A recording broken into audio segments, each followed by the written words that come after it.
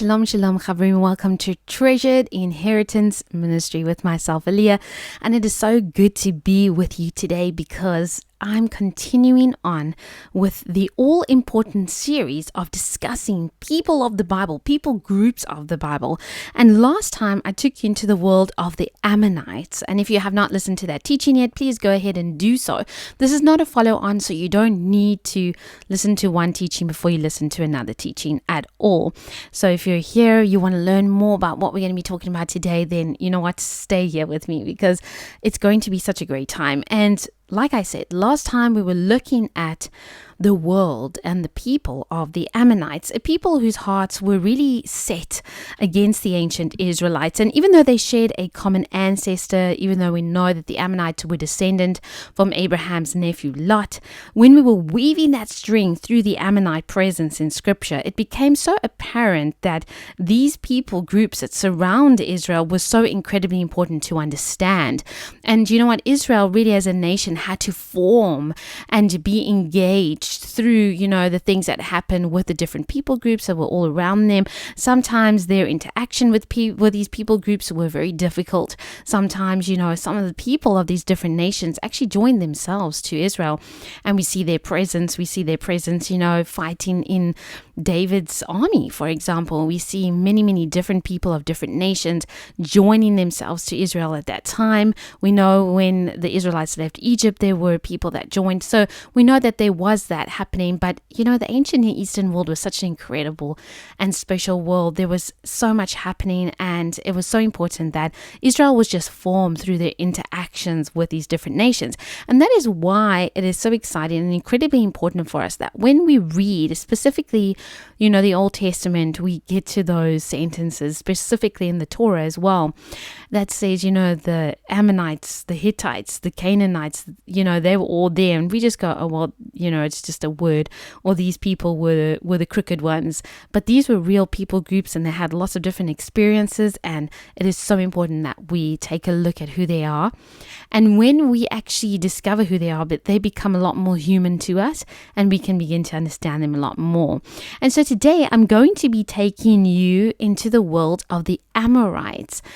You know, when I have studied out so much about the Amorites, there's books written on the Amorites, their experiences, a lot of what they went through themselves, and a lot of their, you know, archaeology that was found and still ongoing because a lot more needs to be discovered about them.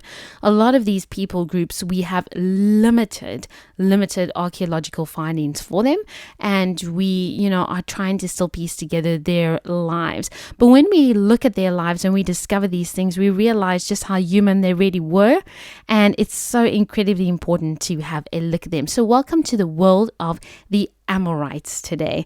And so if you're ready to learn, let us get into it, because it's going to be not just learning about them, but there's going to be a little bit of a twist through this teaching. It's going to be a lot of fun. So you know what? This is what we encounter.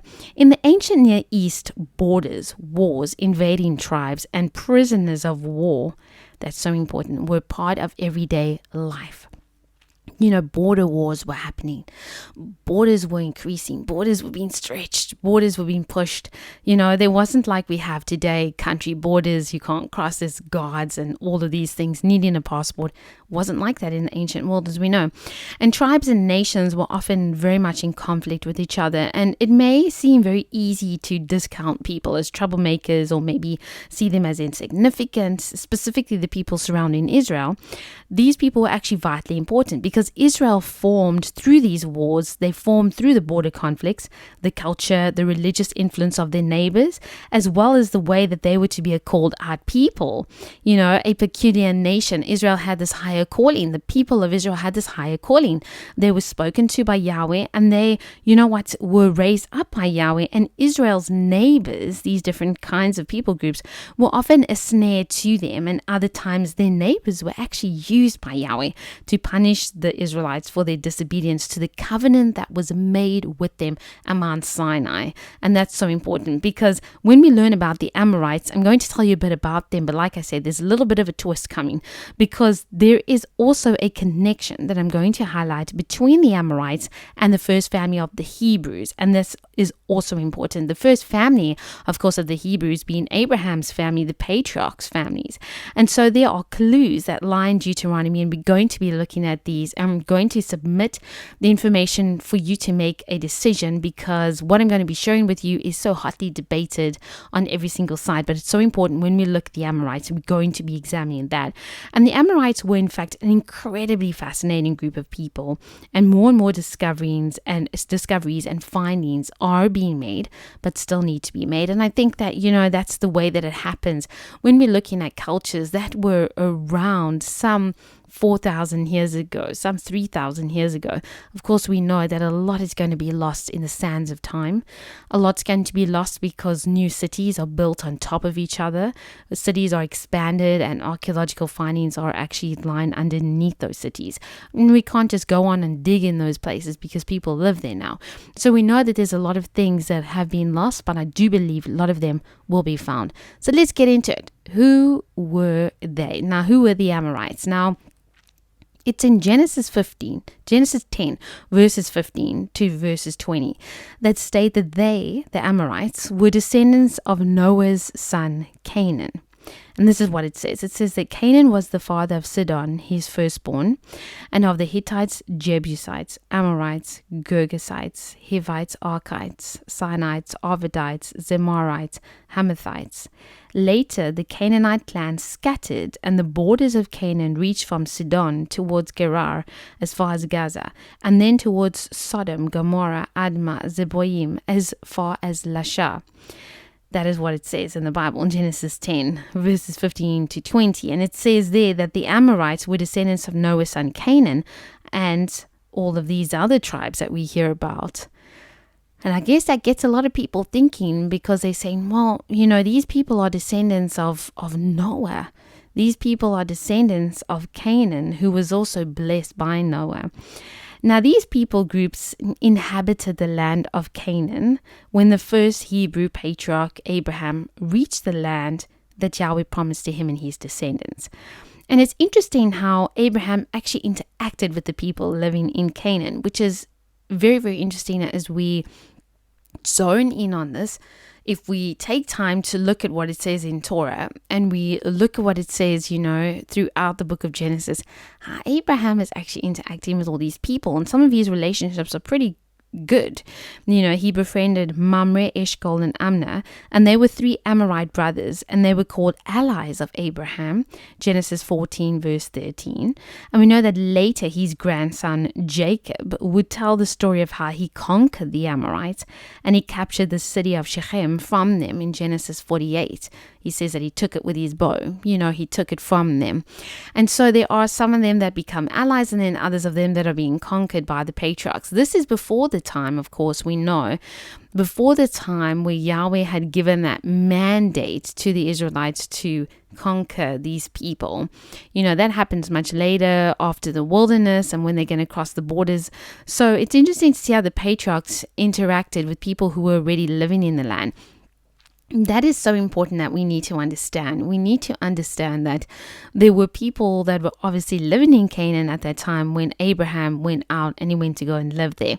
So he befriends some of them, and, he becomes allies with them. Sometimes they are doing things together. Sometimes he's purchasing stuff from different people. And so it kind of was like they were living in this area, sometimes at peace, sometimes not at peace. And we see that as well. So the origin of the Amorites, however, even though we read about this here in Genesis, like I said, right up there, Genesis 10, the origin of the Amorites, however, has always been considered really mysterious and really strange, because it was as though they almost emerged. That doesn't make them spiritual beings. It does not make them aliens, and it does not make them weird. It just means that, everybody's still trying to piece together where did they come from. They were considered mysterious. They were a people that kind of almost just emerged from Western Mesopotamia, and particularly from the region of northern Syria and they conducted raids on different areas. Syria was like their place where they lived. They inhabited it for quite a long time. They were battle hardened, and they were often hired as mercenaries, and they had a nomadic lifestyle at the beginning. They often conquered areas and conquered places where they had never been before.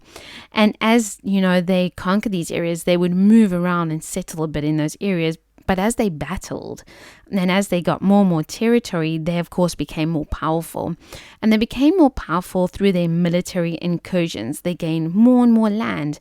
And people from across this area became very wary of the Amorites and became very fearful of the Amorites. So much so that in this area, there was this myth that would go on, and these kind of legends that would be spoken about when it came to the Amorites. So the Amorites were pretty strong. We're talking about the beginning of their, when they arrive on the scene and they start conquering, they battle hardened and they're mercenaries and they hired guns, so to speak.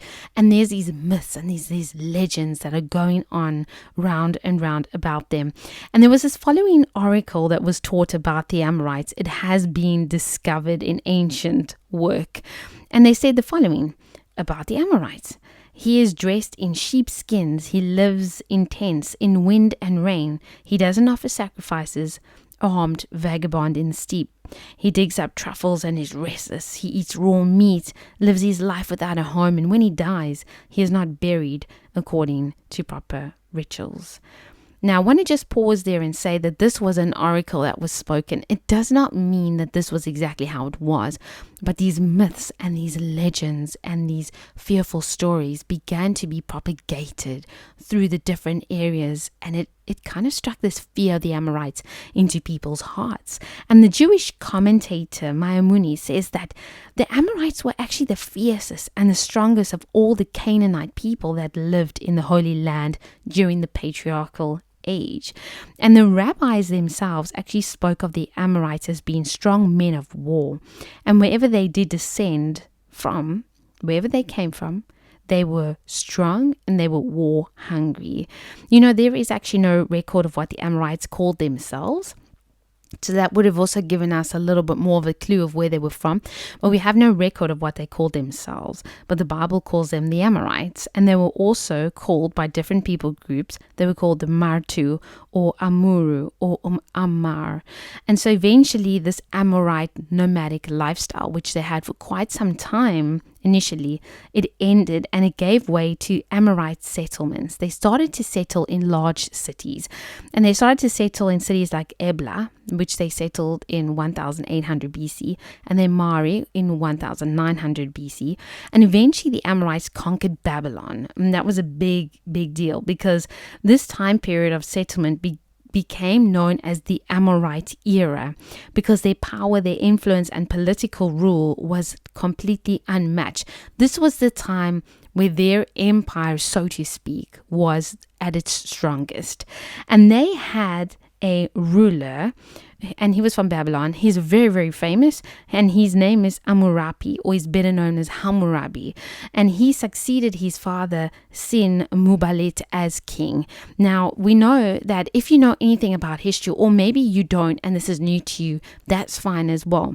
But what is so important in history, and a lot of people do know about this, is that Hammurabi, he developed a law code, and it was a law code that was positioned to improve the life of his subjects. Now, Hammurabi took much territory. He was politically very smart and very, very strong, and he developed a law code. He had a genuine concern for the people that was in his influence and the people that he ruled over, and he had this law code, and it was believed, and it is believed today and held by many today, that it was his law code that really influenced other cultures and leaders in the ancient world. I personally will tell you that I do not believe that his law code, although it's very, very similar with the covenant, given at Mount Sinai. I will not go so far as to say that the Israelites developed a law code based on Hammurabi's law code. I believe that's incorrect, because as we read the Bible, we know that Yahweh gave this law code. So a lot of people debate and say no, that Israel's law code was based on Hammurabi's law code, which there are a lot, if you read it, that is very, very similar. But I do not believe that that is the case, but that is my personal belief. You need to go and do some research if you're interested in that, or if that's something that's really interested you. Because Hammurabi, he had this military, diplomatic, and political skills, and he had them in great abundance. He was very, very smart, and it led Babylon to be one of the most powerful and largest cities in the known world at that time.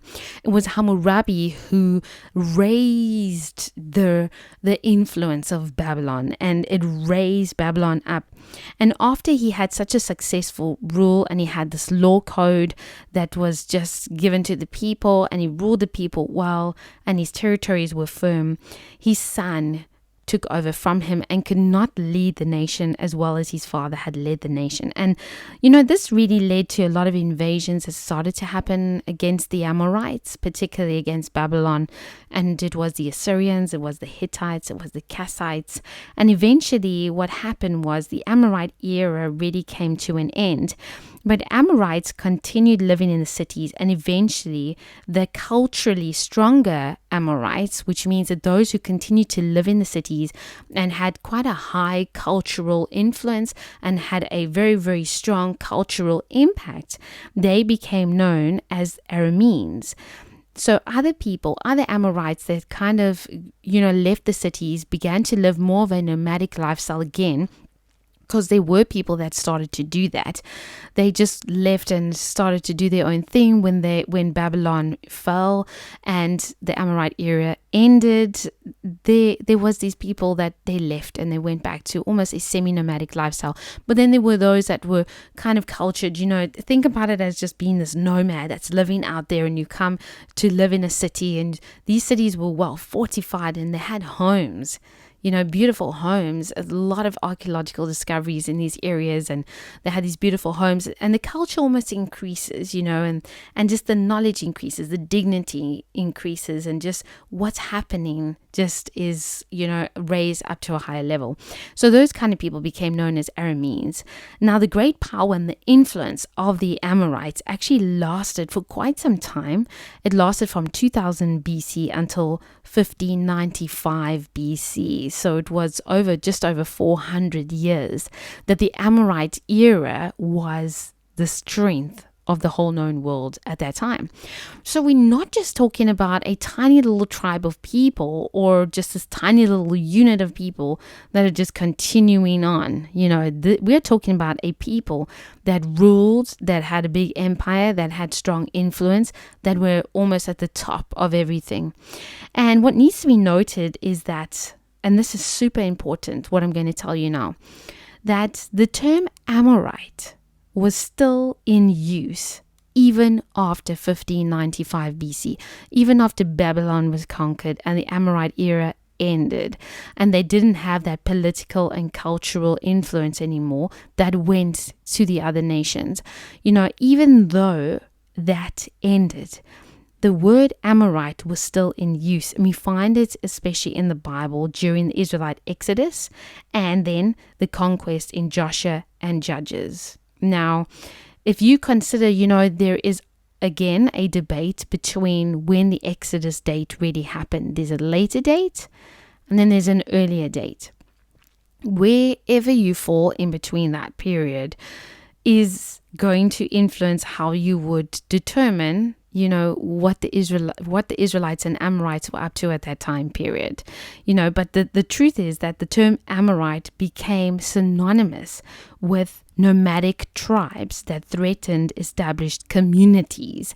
So communities were established throughout the ancient Near East. No matter where you look, there were established communities. But then you would get these nomadic tribes that would come and that would attack these established communities and overthrow them, overrun them, kill people, slaughter people, do wicked things. And so the term Amorite became synonymous with those kinds of people, but it did not mean that these rogue tribes could actually claim a definite ethnic Amorite connection. But due to the myth and that legend that I told you about of that strong warrior Ammonite, the Amorite, that everybody is scared of, many tribes that were not connected to the cultural Amorites, the ones that had lived in cities and had bettered themselves, even though these rogue tribes that are attacking people are not ethnic Amorites and not cultural Amorites, the ones that are living in cities, they also became known as such. So you have these tribes and they're doing these bad things, and people just start calling them Amorites because Amorites was like these bad people, and they ate raw meat, and they weren't buried with dignity, and they didn't care, and they just disrupted life. And that was how people saw them. Obviously, a lot of people had dislike towards them, maybe different reasons. They didn't like what they were doing, whatever the reasons may be. So we need to realize that when we encounter the word Amorites in certain places in the Bible, it does not mean that that person or that tribe may ethnically be an Amorite. Unfortunately, it's just the way that it was. They became known as Amorites, those people, but they may not be ethnically or culturally Amorites. And that's very, very important. And when we talk about the Bible, we do need to see, where are the Amorites actually mentioned? Like, how are they working themselves out throughout the biblical text? The Amorites are actually mentioned prolifically throughout Scripture in a total of 85 references. And as mentioned before, they were inhabitants of the Promised Land when the Israelites left Egypt. Yes, Amorites were living in the Promised Land. And again, it is for sure that they were ethnically correct Amorites, people who could claim that bloodline, but then others that were just called Amorites. The Bible tells us that Sihan the Amorite, remember this guy, the king of Heshbon, he was struck down by the armies of Israel, and they left no survivors. His territories became part of the inheritance of tribal Israel, and we have this written all over. And it is just interesting because Israel, remember the Israelites, they came out of Egypt and they wanted to pass through this territory, and Sihan the Amorite, he just did not want to let them pass by. But Yahweh also said that he was going to harden Sihan's heart because he was going to give this territory over to Israel anyway. And there's an interesting, prophecy in Amos 2 verses 9 to 10 that speaks about what happened at that time. Yahweh continually reminds Israel when Israel begins to, turn their back on Yahweh and begins to do wickedness. Yahweh actually reminds them often of this moment when Sihan the Amorite, king of Heshbon, was actually destroyed. And so this was a very, very profound, key moment. It's mentioned quite often throughout the Old Testament, throughout the Tanakh. It's mentioned a lot that Yahweh reminds his people that he destroyed Sihan the Amorite. And so I think that this man was a very, very strong person, and he probably had a very, very fierce army. Remember what I've been telling you throughout this teaching about the Amorites? They were quite legendary for their skill. So this was a big deal. What Yahweh did was big. And Judges 1 verses 34 to 36 show the border of the Amorites. It tells you exactly where they were living. And it says that their border was revealing their origin in the mountains. That is so important. The Amorites were actually mountain people. They descended from the mountain. They came from there, and they actually served and worshipped a mountain god. This is documented. And the mountain god had a female counterpart as well. And so the mountain god had, a wife, and then they would worship, this couple, this kind of male-female deity, which we see throughout the pagan religions. We see it in Egypt. We see it everywhere, that there was always a male and a female counterpart, and sometimes, often more than one. And so when they moved into the cities, they developed a system of worship that included a pantheon of gods. So, the mountain god was their god that they worshipped at the beginning. But as they became more established, more, culturally aware of things around them, they adopted a number of the local gods, and it just became this pantheon of gods, just like a lot of religions today still have a pantheon of gods, and they just add Yeshua to it. They just say, we have this God, this God, this God, this God. We got about 10 of them. You come and you preach Yeshua to them, and they like ecstatic. Wow, just another God. And they just added to their list. And that's kind of what the Amorites did. They just included local gods into their list. Just keep all of the gods happy. Whoever these deities are, we're going to keep them all happy, and they will be fine that way. And we also know that the land of the Amorites was actually promised to Abraham and his descendants. Amen. That is a good thing. The Ammonite wickedness, remember I told you about the Ammonites before, the Ammonite territories were also promised. And the Amorite and Ammonite wickedness was so pervasive, just like I alluded to in the last teaching, both of them, the wickedness was so strong, so pervasive, and their idolatry was so strong, and the pagan ways that they had done meant that the land was going to vomit them out. And you can read it in those different scriptures that I have placed up for you. The people that were living there, and collectively we call them the Canaanites, they were engaged in wickedness that Yahweh completely disliked. They were involved in pagan worship that Yahweh disliked. And that was a big thing. That is how we see them in the Bible as well. We see that they were doing things that were against, the God of the universe, against Yahweh. And that was why there was such a strong punishment that was always meted out against these people groups. I am sure that there were people from these different tribes, from these different people groups that did join themselves to Israel. So we cannot say that all of them were bad, but we do know that Yahweh hates wickedness, and he hated the things that were happening at that time. And unfortunately, these people were so deep in the pagan worship and pagan practices, in idolatry and child sacrifices, all of these wicked things. And that's why when we read the Torah, we need to read it also to understand that it was given at a time where people around them, these people groups that I'm teaching you about, they were doing these wicked things, so much so that Yahweh would say, don't do this, or don't do that, or don't, trim the edges of your beard, trim it like that. Because these people groups that were living around Israel, they used to do those practices.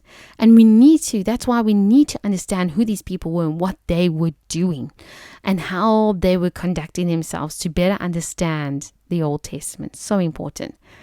But now here comes the little bit of the twist in the tale that I've been telling you a little bit about. Jacob the Aramine. Deuteronomy 26 verses 5 say the following. And you shall answer and say before Yahweh your God, my father was a Syrian about to perish. And he went down to Egypt and dwelt there, few in number. And there he became a nation, great, mighty, and populous. Now, this particular scripture is very, very fascinating when we see the connection of this chosen family and what Yahweh really did with them in context.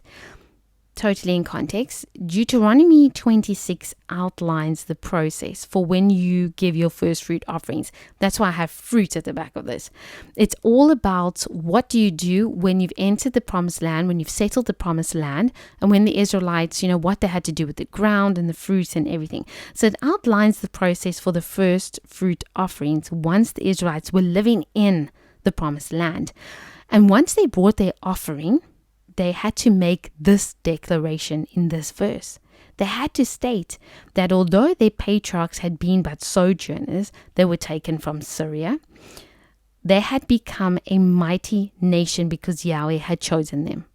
And this declaration was a powerful reminder that everything that was given to Israel was given by Yahweh and his grace, his mercy, and his powerful, mighty miracles. It was this consistent reminder that there had been just people that were sojourning. Yahweh chose Abraham because of grace. He took him out. And then, you know what? He chose Isaac, and he chose Jacob, and he chose the 12 of his sons, and then he chose a bigger nation. He was choosing them all the way through. They just had to choose him back. And there was this reality that people needed to remind themselves of what Yahweh had did, of Yahweh's grace, his mercy, his choice, and also the miracles that he had performed throughout the wilderness, the miracles that he had performed for Israel, bringing them out of Egypt, the miracles that he had performed for the patriarchs. This was truly a declaration that placed truth right before them so that they wouldn't forget, because it seems that we as people have a very, very short memory span, and we can't just blame ancient Israel. I know that sometimes, you could experience a miracle 6 months ago, and then today you're sitting waiting for a miracle and you get discouraged. You're kind of like, oh, the Father's not going to come through for me. It's not going to come through for me. Because we have this small mindset, this remembrance mindset that kind of just fades. Our Father could have delivered us from this great and mighty thing 6 months ago, and yet today we lack the faith to still trust that what he did in the past, he can do in our present and in our future again. So it needed to be that Israel was consistently reminding themselves to also keep their heart in the right place, to know that it was Yahweh Elohim, not the pagan gods or not their own might and strength, that had given them everything that they had, including the beautiful, beautiful land that they inherited with everything that they needed. So let's backtrack to this interesting line. I've told you the context. Now we need to talk about this verse. It says, a wandering Aramine, it says in some translations, or Syrian, as it says in others, was my father. Now, the father here is actually Jacob. And indeed, he was a wanderer before returning to the land of Canaan. Remember, he was sent away from his family. His brother wanted to kill him, and he was sent away from his family, and he was sent to his mother Rebekah's family, and he stayed with Laban, whom the Bible also calls an Aramine, living among the Aramines for 20 years. Now, Genesis 28 says that Jacob traveled to Padan Aram there, to the land of the sons of the east, where he met Laban's shepherds. It's interesting, the word Padan is equivalent to the Akkadian word which was in use at that stage, Padanu, which means way or road. So this meant that Jacob was on the road or the way of the Aramines. It was obviously the main road that was at that time, where he met Laban's shepherds.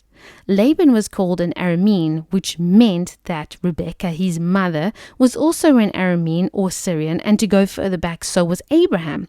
Because Abraham was a native of Mesopotamia. He was a Syrian by birth. So was Sarah, because we know that she was his half-sister. And we know that Eliezer, Abraham's servant, remember when he's going to go and get that wife for Isaac, Abraham's beloved son, Eliezer traveled to Aram Naharim to find a wife for Isaac from Abraham's very own people. He's going back to the place of the Aramines. Now, this is so important because Jacob, however, he would not have considered himself as an Aramine, but Abraham had become the first Hebrew, the first one that had crossed over. So the patriarchs themselves, they emerged as Hebrews, obviously, because Yahweh chose him. And remember the word Hebrew meaning one who has crossed over. And so Abraham taking that journey out of his father's land, away from his people, his father's house. That's what Yahweh said to him. Get away from your father's house. Get away from everything here. Get out of your country. Go to the place where I'm going to show you. It was like a putting off of that identity and becoming one who crossed over, a Hebrew. And so the patriarchs emerged as Hebrews because Yahweh chose to bring them into covenant with him. But it would take another 400 years for the Israelite nation to be fully formed into this fully Hebrew Israelite nation. And that took place while they went into Egypt. And it was a process of becoming the people that Yahweh wanted them to be through their joint ethnicity. Israel had a joint ethnicity. They were joined together by the fact that they were connected as a bloodline and also connected by their faith and also connected by their common experiences. And that's very, very important. When you're forming a people group, you have a common history, a common story, a common faith, a common bloodline, a common everything. You would refer to yourself as, hey, I'm a South African. What does that really mean? You know, I have a common people. I have a land. I have a place. it happens for anybody who lives anywhere, but particularly and especially in the ancient world, and particularly among Yahweh's chosen people. The fact that you could trace your bloodline, eventually to, if you could say, I'm so and so, and I'm from the tribe of Benjamin, and I married someone that's from my own tribe, that became almost a symbol of how deeply you were an Israelite, and that would become a reality. So we know here that the patriarchs, actually, their whole family came out of Syria and were Aramenes. And that's what they were called. And remember what I said to you, that the cultural Amorites, the ones who lived in the cities and had bettered themselves and become, these people that were full of the things that they used to do, they became eventually known as Aramenes. And so there seems to be a little bit of a connection here between the patriarchs and the Aramenes, because as stated earlier, the true Amorites, they came from Syria, and those with the true Amorite ethnicity eventually became known as Aramenes. And these raiding tribes without homes or the value of life adopted the name Amorite and was simply called that due to their lack of value for human life, because that was how the Amorites started out. But the Aramenes evolved from the cultural Amorites who lived in the cities, were well respected actually by their neighbors. Hammurabi's law code, even at that stage, was seen as a huge symbol of hope. And you know what? It was while the Amorites, they had started out of the semi-nomadic people that just kind of emerged, which was also, remember, a common trend among the patriarchs. Abraham, Isaac, and Jacob moved around a lot. That was just the way that it was. But eventually, the Amorites, they developed into a settled people. And the Israelites also, they had ancestors who sojourned temporarily in different places, settling in different areas. Yet these patriarchs and matriarchs, because the mothers and fathers of Israel are important together, they became the forefathers and foremothers of an established nation through Yahweh's grace. And so the thing about this whole thing is that there seems to be common connections between Amorites as well as the Aramenes, and possibly as well the patriarchs of Scripture, the patriarchs of Israel. And we can see that, these Amorites who were dwelling in the land when the Israelites came out of Egypt, like I said, were probably not ethnically Amorites. They were just called that. And so it may not be that they had that bloodline in them. So when we read about the Amorites in Scripture, we do know that some of them were exactly as I described them to you, but most of them weren't. And so the biblical writers wrote Amorite in it because that's what they were called at that time, the people there. But they were the people that Yahweh really, really did not like what they were doing. They were filled with wickedness. They were filled with pagan practices. They had hard, stubborn hearts. And it was so that Yahweh led Israel to take over much of their land and destroy a lot of them. And so, you know what? It's so important, though, as well, when we reflect and see that we often have common ancestors, and when we look at our bloodlines, if you've ever done your DNA or your ancestry, we see people that emerge in our bloodlines that we would definitely not have considered them to be there. And it's very, very possible that the Aramenes from which the patriarchs descended were culturally descended from the Amorites. And that would be such an interesting reality. I hope that you've enjoyed being with me today here on the channel. It's been so great to be with you. It's been so great to be digging into the people groups of the Bible, because when we understand them, we understand there's just this amazing cultural exchange that's happening between people. And we understand that these were actually real life people. These are not just like names and terms that we can read. So thank you so much for being with me. I hope that you've really, really enjoyed this teaching. If you've not listened to the Ammonite one yet, hop on over to that. Don't forget to subscribe to our channel for so many more teachings that are going to help you with understanding the Bible and living out your faith life. So don't forget to subscribe and click on the bell if you want all the notifications. It's been so good to be with you. Until next time, shalom, shalom.